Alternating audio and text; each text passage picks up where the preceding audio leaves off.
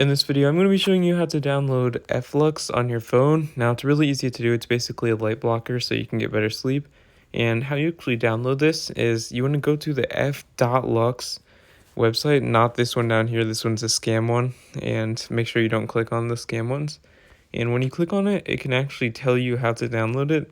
Now, downloading it on your computer is easy. You just click on the download option from this website.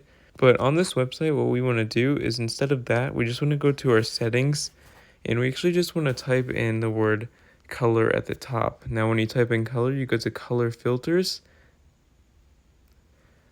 or from here, you just want to click on the color filters on option, and you actually just want to turn this on like so, turn this level on, and actually turn up the intensity to much red as possible so you remove all the color from your phone. Now turning it down will make your eyes a lot more sensitive, and when we turn it up more, I have it on this most of the time so my eyes don't get the UV and suppress melatonin 5 times faster, because F.Lux is actually impossible to download on your phone, and the best way is to just turn on some light blockers using the settings or put on night mode like so right here.